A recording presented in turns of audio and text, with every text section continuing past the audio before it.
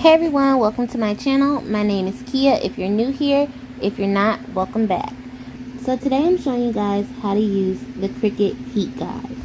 The Cricut Heat Guide is something that you can download off, well actually it's not even downloading.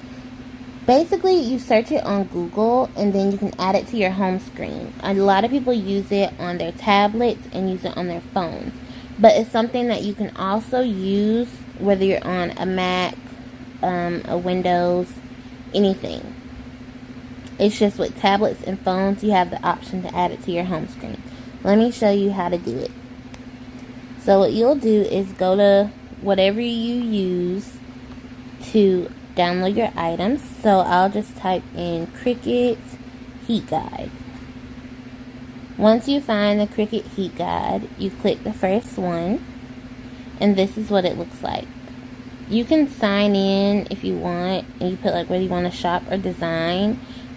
Anyways, this is what you see, and with this, I always go up here to the top right. You click the three buttons, and there's going to be a spot right here that'll tell you to add to home screen.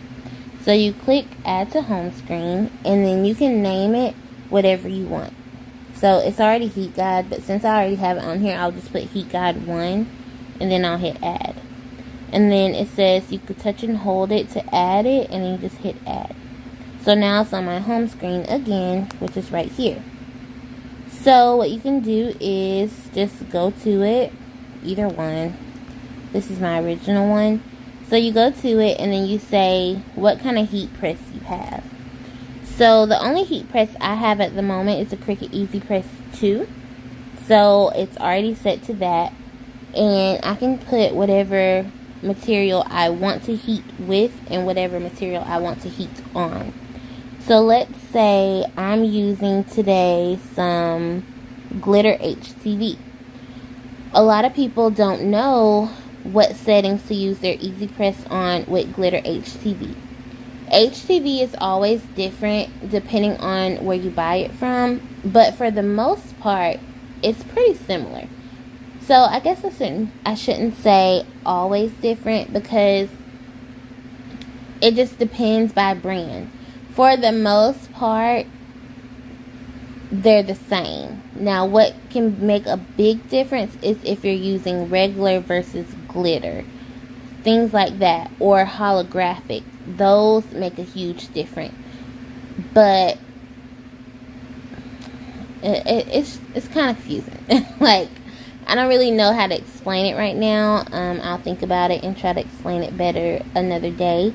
But right now, I'm just showing you how to use this heat guide so it can help you out for when you're like me and most of the time you forget what your settings should be. So we're going to say we're using glitter today, and we're going to put our glitter on some cotton shirts. Now, I have an Easy Press mat. You can use a towel, whatever you want to use, whatever's best for you. I know when I've done sublimation before, I used it on a towel because I did not want to risk getting my Easy Press mat messed up. So I have used a towel before, and I use my Easy Press all the time for cotton. So let's just say we're going to use our Easy Press mat today, and then we're going to hit apply. Now, it's telling us for glitter, you're going to preheat your shirt for 5 seconds. And then we're going to have it set to 330 degrees. Once your shirt is set to the 330 degrees, not your shirt, once your machine is set to 330 degrees, you're going to make sure you press for 30 seconds. Now, with glitter, it says you only have to do a light pressure. Then you flip it after the 30 seconds and do light pressure for 15 seconds. Let it cool completely. It's a cool peel. And then it tells you the supplies you need. So you're just going to need your Easy Press, your mat, your iron-on, which is the glitter, and then your shirt. And then it tells you how to prep it. So preheat it to 330. Place your 100% cotton on a clean mat, then preheat for 5 seconds. Then you're going to place the iron-on face down, liner side up. Press the light pressure 330 degrees for 30 seconds. flip it, and then do 15 seconds. So basically everything I just told you how to apply it, it's just showing you in written format how to apply it. And then it tells you how to keep up with the care. So allow 24 hours after application before washing, and do not bleach. But yeah, you can do whatever you want. People who have Silhouette or Cricut use this. It just depends on your heat press. Now, a lot of people also use this Cricut heat guide even if they have one of the big heat presses. It's not an easy press, but they have an actual heat press. People still use this heat guide, so it's up to you. It's not just for Cricut users, it's for everybody. But we'll just go out of it. Oh, I do want to show y'all, if you have a mini, let's do the same settings for the mini. We'll do glitter, and then we'll do 100% cotton and apply. So if you're going to use the mini, you preheat for 5 seconds, and you have to do constant movement of light pressure for 25 seconds, and then you're going to flip it and do 15 seconds, and it'll be a warm peel. So it is a little different than the Easy Press 2. Same settings for the actual just Easy Press.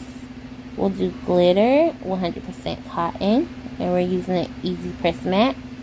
Now this is the exact same as the Easy Press 2. There are some instances where it will be a little different, but in this case it's the same as the Easy Press 2. So yeah, this is something that you guys should add to your collection as a crafter, whether you're doing t-shirts or anything with cardstock or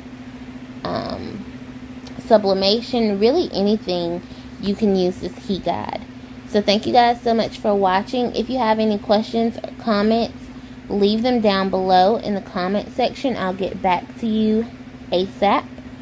And I would love to chat with you guys. Let me know how you feel about my videos. Let me know what you want to see. If you want me to create something specific, or if you want me to try out any type of softwares or anything like that, let me know. And yeah, I'll see y'all in the next video. Thanks for watching. I told you to shut your damn mouth when you said you weren't good enough. Said you weren't worth my time.